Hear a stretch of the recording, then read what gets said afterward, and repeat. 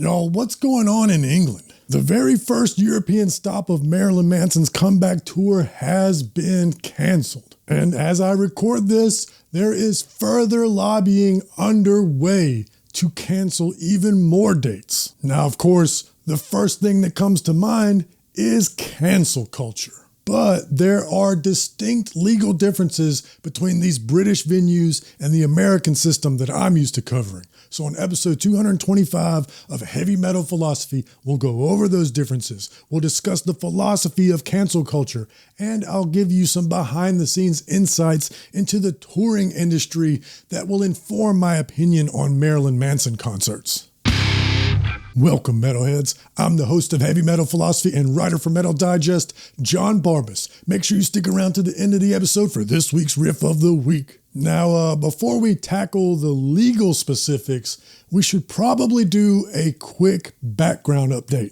I'll make this quick because you all know Marilyn Manson. He's had numerous controversies and legal issues over his decades-long career, but he largely skated by until 2021. But then his ex-fiancée, Evelyn Rachel Wood, accused him of numerous forms of abuse. And then, as is often the case in these sort of situations, multiple other women also came forward with their own accusations. The subsequent legal battles would keep Manson occupied for the next 3 years. After 3 years of protracted legal battles, several of the lawsuits were dismissed, several others were settled, and Marilyn Manson was poised to make his comeback. He released his latest album, One Assassination Under God Part 1, in November of 2024. And then earlier this year, the Los Angeles District Attorney announced that no criminal charges would be filed against Marilyn Manson due to there being not enough evidence to convict him beyond a reasonable doubt, and that some of the allegations were too old to prosecute due to the statute of limitations. So that's the Cliff Notes version that brings us up to date. Now that Marilyn Manson was legally in the clear, the next phase of his comeback could begin, and he started a North American tour in May, which to my knowledge has proceeded without incident. But it doesn't appear that all of his troubles are over thanks to some British politicians and activists. In early June, a member of parliament for the city of Brighton, where Manson's first date of his European tour was scheduled to take place, wrote an open letter to the city council calling for this event to be canceled. In this letter, she wrote, quote, "Many survivors in Brighton and Hove and organizations supporting them will have very serious concerns about this booking and its impact on other people visiting the city center, local residents, and the wider community. Freedom of expression is an important principle that should be defended, including in relation to artists. But there is an obvious risk to community cohesion, and the council has separate equalities obligations to foster good relations between people who share protected characteristics and people who do not share them. The council has a responsibility to take action where there are risks of discrimination, harassment, and victimization. The level and nature of the accusations against Warner are concerning enough alone. But so too is the message sent out by providing a platform for this individual at our city's biggest publicly owned venue, and what this will mean to survivors." End quote. Now, there's two very important parts of this quote that I want to analyze. Unlike other cases of cancel culture, I do wonder if the fact that this venue is publicly owned changes the morality. But before we dive into that, I have to address this other part of the quote. Quote, "Freedom of expression is an important principle that should be defended, including in relation to artists, but there is an obvious risk to community cohesion, and the council has separate equalities obligations to foster good relations between people who share protected characteristics and people who do not share them." What the does that mean? Now, I've never been to the UK, a situation that I hope to remedy one day, but I feel like our cultures are pretty similar given our shared history. So I have to ask anyone that's been to the 2025 North American dates of this tour, did you notice any issues with, quote, community cohesion in your city when this show came to town? And that's not a rhetorical question. I'm open-minded and I'm curious. I want to know. So if you noticed anything odd, please tell us in the comments. But I also need clarification on another part of that quote. Quote, the council has separate equalities obligations to foster good relations between people who share protected characteristics and people who do not share them. End quote. What are these protected characteristics? Now, I don't like to assume. I want these things to be spelled out plainly. But since it wasn't spelled out plainly, I can't help but assume it must mean victims of assault, in which case, absolutely, those people should be protected.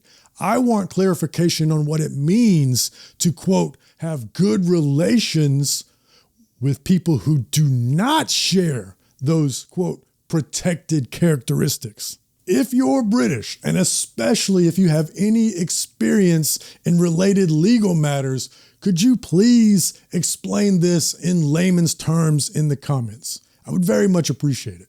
Now back on topic and on to the second item of that quote that I wanted to analyze. Yeah, the public venue thing puts a little bit of a wrinkle into it. If this was a private venue and no laws were being broken, I don't see any reason for the city council to be involved. This would be a private issue and the market should decide. I'll come back to that point. Now, given that Marilyn Manson was not charged with the crimes that he was accused of, and it was those charges that were cited by this politician, I have to call a spade a spade. I think this is cancel culture. And I say that as somebody who, in most cases where people have called something cancel culture, I've rolled my eyes. Basically, no one rich and famous ever faces the consequences for their actions these days. And yet, I see numerous cases of normal people crying cancel culture on behalf of celebrities, and no one is ever actually canceled. Almost all of them are still making truckloads of cash in the entertainment industry. And in fact, most of them are more popular and richer than they were before. I'd say it's like 95% of these people that face zero consequences for their actions. But it is instructive to look at the 5% that actually do get canceled. And the first name that comes to mind is Kevin Spacey.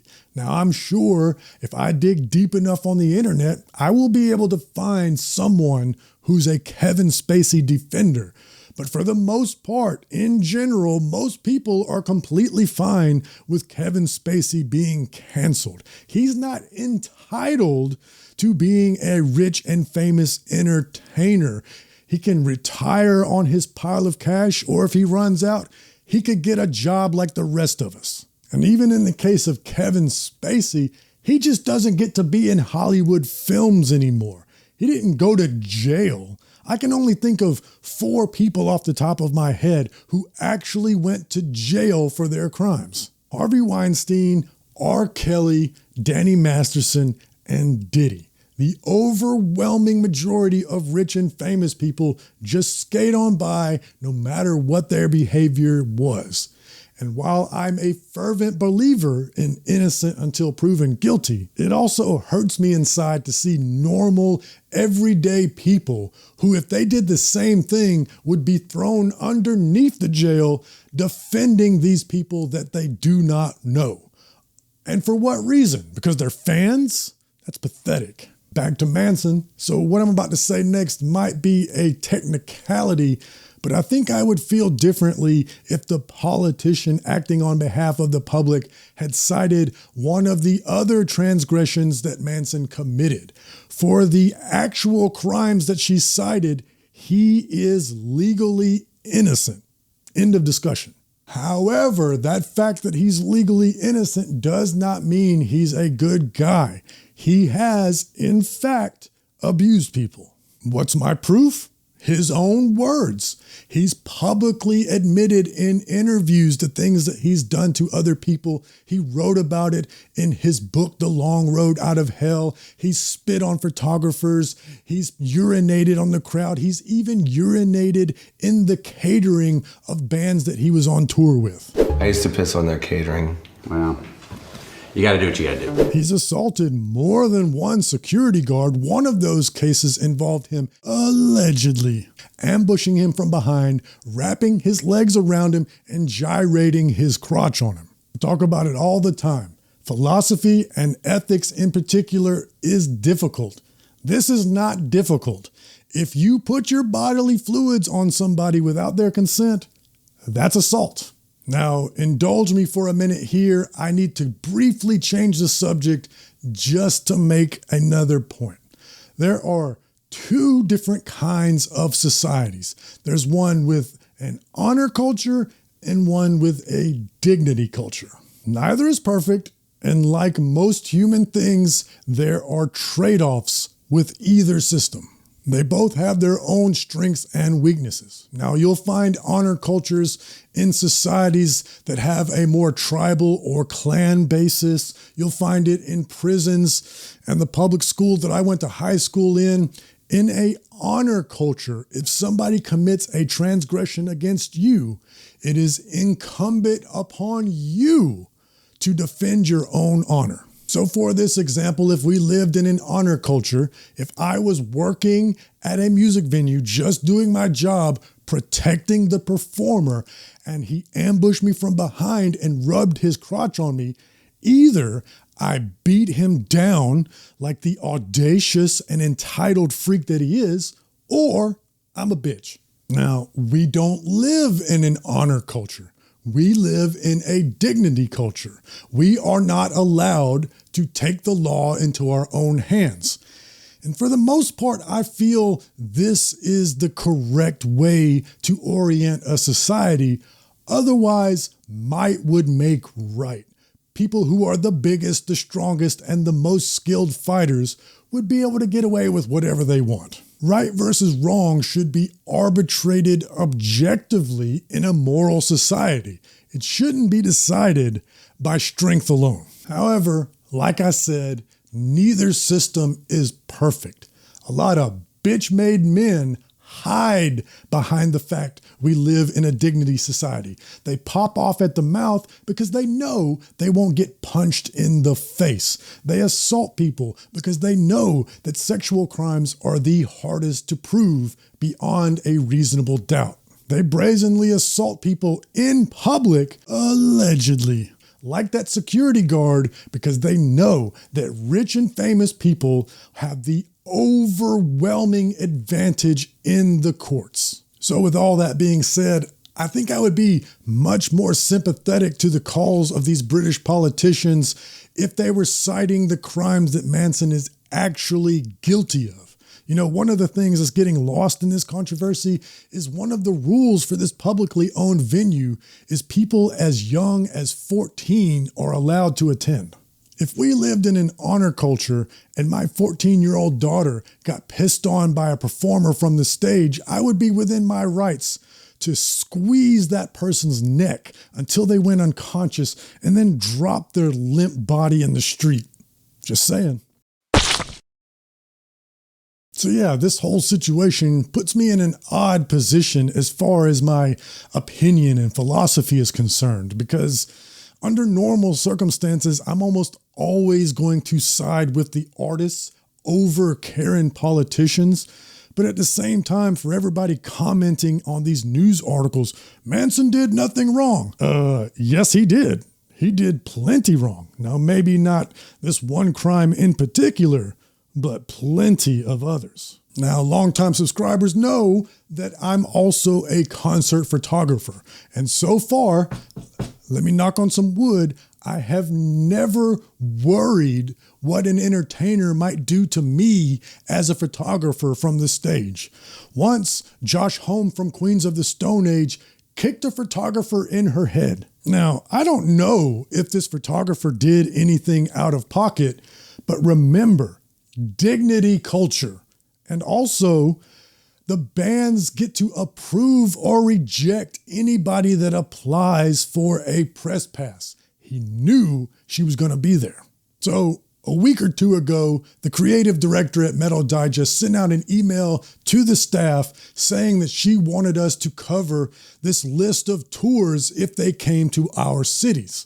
Now, Manson is not coming anywhere near me, but if he was, I would have to think long and hard about whether or not I would want to cover this show. On the one hand, it would be a huge opportunity, and not just because of how big his name is, but because of the kind of stage show he does. It would present a unique challenge and opportunity as a photographer. But on the other hand, if I did go to cover it, I would have to go knowing there's a possibility that I could be spit on or pissed on or have his genitals rubbed on me. And then what do I do? Because if I slapped the taste out of his mouth, then I would be brutalized by his security and ruined by his army of expensive lawyers. And if I just took it and did nothing, then he would just continue to go on doing whatever he wants to other people without any regard for anyone other than himself. So the bottom line is the law is pretty clear, and due process is a principle that we should hold in the highest regard. However, the court of public opinion is a real and separate thing. I said earlier that the market should decide. So while legally Manson is innocent, that only protects him from the government. Each individual person is entitled to their own opinion on his innocence, and they're allowed to treat him accordingly.